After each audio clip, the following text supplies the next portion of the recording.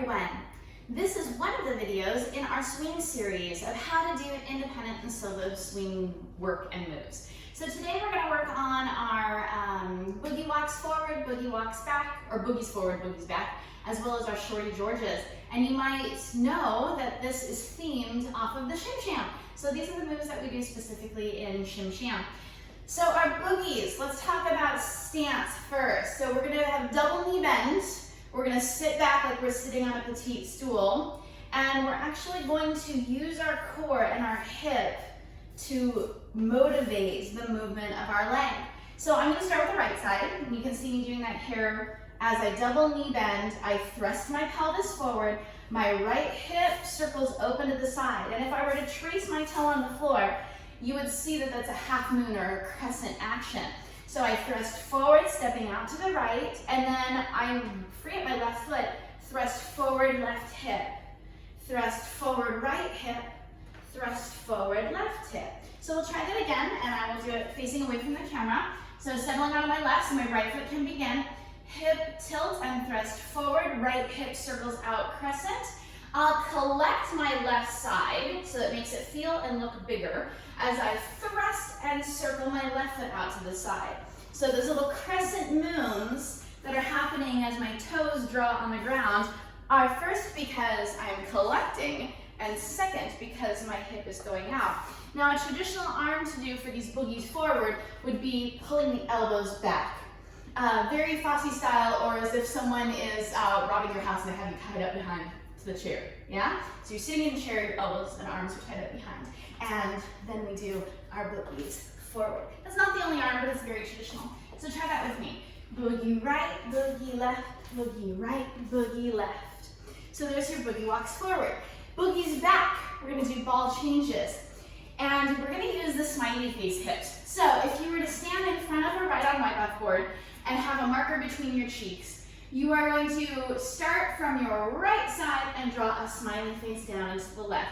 So just practice that a couple times. Try your smiley face hips right to left, right to left. The reason why we're doing it right to left is because your ball changes are going to start from right to left.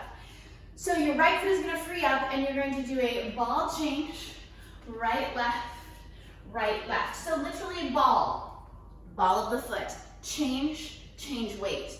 So this ball change happens in a lot of our different movements, and you've probably seen it in an earlier video for warm-ups and drills, but the ball change is like you're limping, but because we have our feet apart, ball change is gonna feel a little bit more elliptical, like right to left, and that's where we add the smiley face hips in.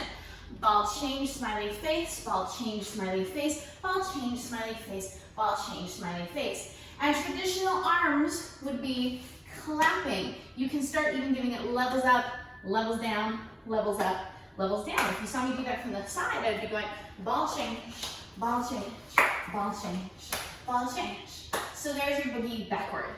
Now we've got Shorty George. Shorty George can get a little bit more intensive because there's a lot going on. We've got a lot of joints from your waist down, and we're really using all of them. So what I'm going to do is I'm going to start you out on a balance beam, and I'm going to have you feel as if you're walking along the balance beam without straightening your legs. So right, left, right, left. It feels rather strange, right? Right, left, left. So again, working on that balance beam, we're gonna start to lift our heels. So we've got a right, left, right, left. I'll do that from the side. Right, left, left. So you see I'm using the position that we did in our boogies forward. I'm using the hinge to release my heels off the floor. We're going to be needing to roll right and left, and that's easier done when the heels are off the floor to get the knee bang look, which we'll get into in just a second. So let's go ahead and put our feet back on the floor and just try that with a little more balance. So heels down this time, even though it's awkward to do the outside inside, we're gonna do that too, just to get a little bit more balance here because we're going slow. So when I step with my right foot, I'm going to use my knees, right and left, as I step. And so when I step with my right foot, my knees are going to hinge over to the right-hand side. I like to think as if you're a one-man band and you're trying to hit a drum over here with your knees. So we step right, we hit our knees to the right.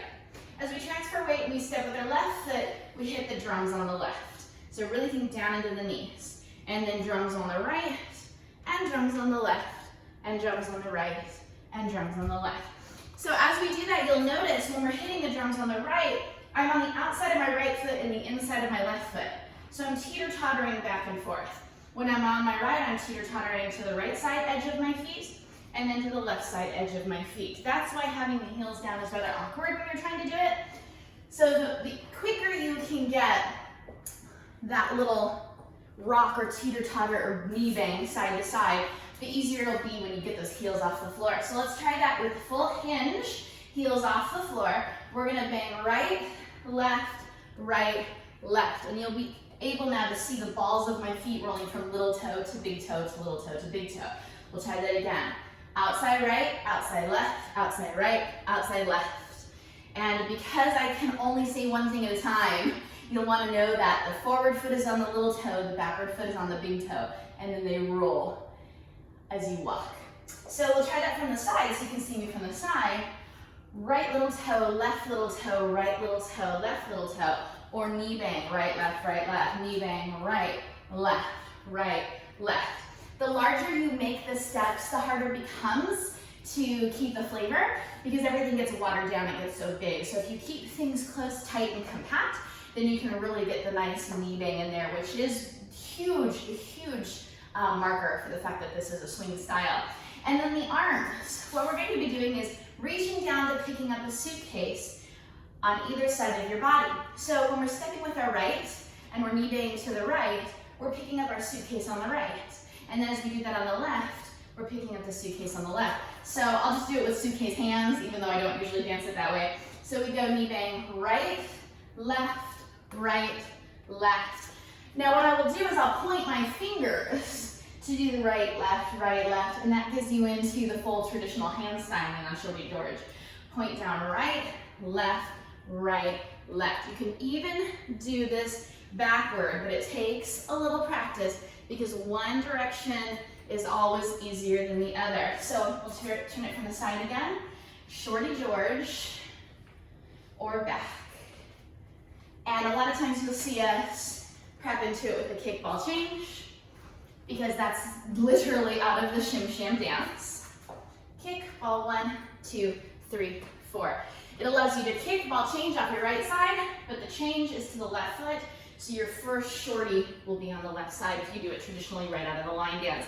This can be used in so many different ways. These are just some examples of how to get into it and exit out of it with some fun examples of the traditional arm style. So have fun practicing these at home.